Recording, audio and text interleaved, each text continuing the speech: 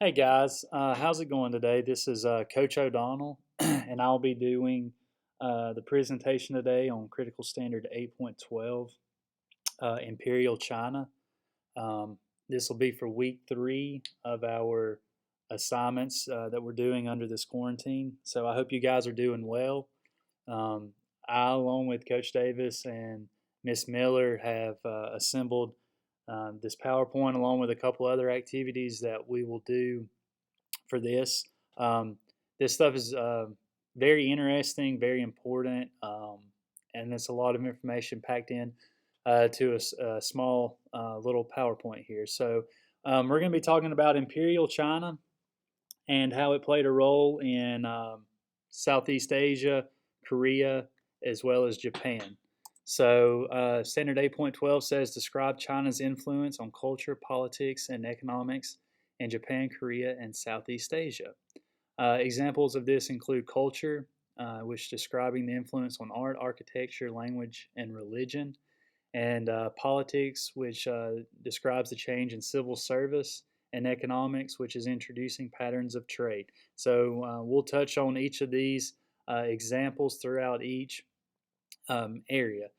Um, so when we first think about kind of wrapping our heads around what do we need to know for this unit, we need to know the location and geography of China, Japan, Korea, and other countries located in Southeast Asia, just so we know where everything's at and kind of what it looks like on a map and how close they are to each other so that we can kind of see maybe how the spread and how they are, how it might have affected the way they had this change. So economic, political, and social institutions of ancient China, and how and why these institutions affected the rest of Southeast Asia, Korea, and Japan. All right, so when we think about where is China and all these different areas, Korea, Japan, and Southeast Asia on a map, you can see you've got North Korea and South Korea kind of at the top to the right a little bit. And then at the very last part, you've got Japan. And then you've got China kind of towards the bottom part. And then you've got all these other different areas along through here. So that's kind of a layout of each parts of all this right here and where they're located on a map. And then you got a couple of rivers along through here that we've talked about already throughout this school year. Important dynasties when we think about China, and you've got them all through here. The big one that we'll talk about that kind of played a huge role in all of this is the Han Dynasty, which was 206 through 581, and it was a very long period, and that kind of sets up the three kingdoms and kind of it'll play the big role in this unit. So these are the different time areas. And now, as we move on to the dynastic cycle, and this is kind of just a cycle of, how a dynasty plays out and kind of the mandate of heaven that we've talked about plays a role in this. So, rulers of China were chosen via the dynastic cycle, and this is a system by which dynasties in China would begin their rule and also find their end. Rulers were allowed to rule via the mandate of heaven, and this is the God-given right to rule China. So um, the cycle goes, it talks about the old dynasty. They tax people too much, stops protecting people, lets infrastructure decay, treats people unfairly. They lose their mandate of heaven because of the problems from this occur, which would be floods, earthquakes, revolts, and then a new dynasty's claim. So the new dynasty brings peace, rebuilds infrastructure, gives land to peasants, and protects people. And generations go by, and this is kind of how it rolls. So you can think about that in a way of maybe bringing in new blood, kind of um, if you do something for a long period of time, it kind of gets old or stale, maybe, or some people just don't like it. And, you bring in a new dynasty in this case, and it kind of brings fresh blood, new ideas, a peace for a certain period of time. And then it just kind of, it goes on and on and on through this. So the Han Dynasty was ruled for more than 400 years. It was considered a golden age during in Chinese history. This was evidenced in arts, technology, and politics. Han Wudi ended the practice of choosing family and loyal people to run the government. And then this is really important. He ended that practice and kind of started a new one of a civil service exam, and that kind of puts the most qualified person in office. It's basically gone. It goes on who scores the highest grade will get the job. So then that kind of shows you that's the most qualified. This is huge because it was never really like that until now. The Han Dynasty began trading with Western countries like India, Persia, and Rome through a network of overland trade routes called the Silk Road. Confucianism was the main religion practiced during this period, and Confucianism is still a major part of modern Chinese society. Some key things with Confucianism, just to kind of go back over it again, is kind of the central idea of Confucianism is duty. Basically, a person places the needs of family and community above his or her own needs, and each individual kind of has a certain duty to fulfill. Whether it's the duty of parents to love their children, kids to mind their parents. Each person has their own duty, and Confucius, which is over Confucianism, believed that if each individual carried out his or her specific duties, society would go smoothly, go well, and everything would work the way that it's supposed to work. So the Han Dynasty had huge influence on China, and it was probably the largest influence.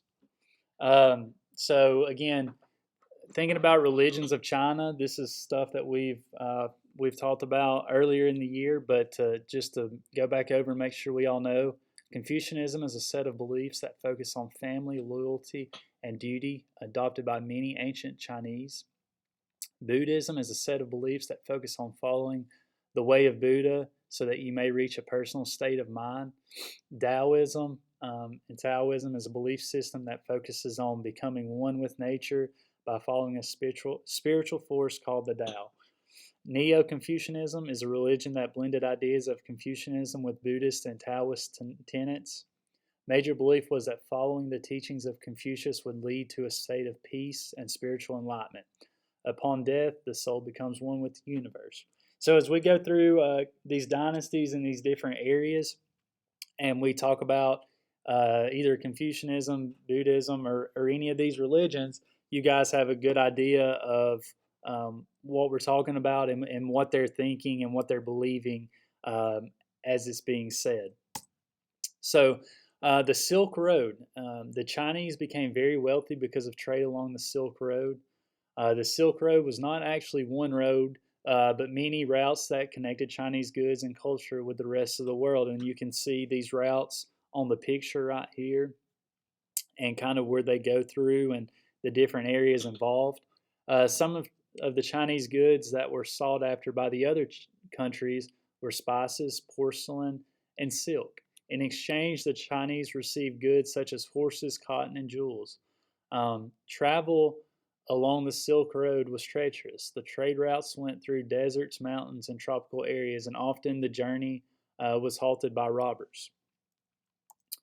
So now when we think about Korea and getting an idea of what what Korea is and what it looks like, it's a very small area, slightly larger than the state of Minnesota, and Korea is located just east of China. So it's a little bit larger than an actual state in the United States. So you can kind of think about the different states that we see here in comparison to the United States, and you kind of get the size of what Korea is.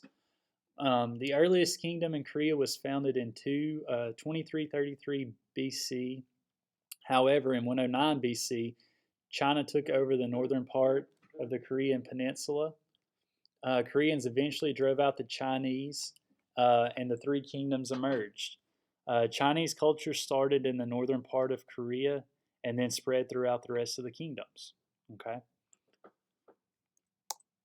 And then here's a picture of uh, Korea, and a little bit later we'll talk about why it says South Korea and North Korea, because they eventually through various things split off into South and North Korea. But here's the modern day picture of what this looks like on a map. So when we think about how did China influence Korea, we'll ask this question: how did they influence Korea? They influenced through writing, religions, and government.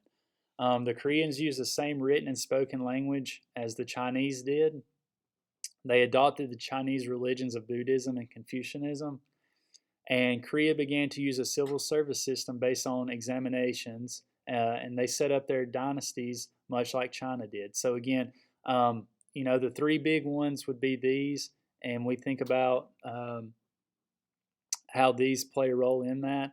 The civil service system, they took exams, so they went from not having family, or maybe based off of a family history or anything like that, they go to the civil service system. So they get the best. They also get the best and most qualified person in office. So why was China so influential on Korean culture? And then again, we found three things, the three most specific ones that we want you to know, which is conquest, immigration, and spread of Buddhism. All right, China was in control of Korea for years. Immigration, many Chinese left China and moved to Korea, where Buddhism was the state religion. And then the spread of Buddhism, which is Chinese monks spread Buddhism into Korea and set up schools and monasteries to spread the religion. So you're seeing on a threefold, three different ways of how China was so influential on Korea and how it spread into Korea. These are the specific ways that it did, and it's showing how. Buddhist temples that display Chinese architecture. Here's one picture right here, and you see some mountains in the background. So, kind of back to my other point of from the map of North and South Korea. Why is there North and South Korea? All right. So, as communism became popular in Asia in the 1900s, many countries adopted the new form of government, including the northern part of Korea. So the leaders of this Communist Party in Korea invaded the South, and the U.S. intervened in defense of South Korea.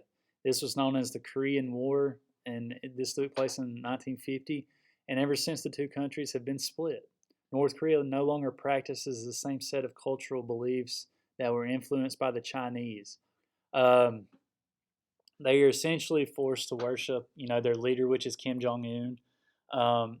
And again, there's a lot of tension, and just in the last 48 hours, North Korea has launched another nuclear missile, and right here it says they continually threaten to defend the defenders of South Korea with the nuclear program. So North Korea is kind of backed by China, and South Korea is backed by the United States, and so as an ally of South Korea, when North Korea does these things, we kind of intervene on behalf of South Korea. And so, like I said, within the last 48 hours, North Korea has launched another ballistic missile. And so we are, kind of working through that right now and figuring out the next route that we're going to go. And so that's again, when you think about history and how how does what we're studying now affect us in modern day present time. It's directly affecting us, North and South Korea, as well as China. We already know about China and everything that's going on. And so, this stuff right here directly affects us. So here's a picture of Kim Jong Un, which is the leader of North Korea. And so now we're going to transition to Japan and talking about the way Japan has effect on how the Chinese culture spreads to Japan. Um, when we think about Japan and where it's located, we'll give just a brief little summary of it. It lies to the east of Korea and China. Again, on that map, it was the last little area that you could see on the picture. Japan is an archipelago, which is a chain of islands that runs north to south in the Pacific Ocean. The society of Japan is very isolated or separate from the rest of Asia. They practice a religion called Shinto, and they also practice Buddhism, Taoism, and Confucianism. Most of their living was made along the seas because, again, they just didn't have a lot of land other than by the seas. So, they built villages along the coast of around Japan, and they fished. And a lot of the way they got their goods was from the sea. They traveled on ships by the sea, and they really were oriented by the sea, and all their stuff came from being alongside the sea.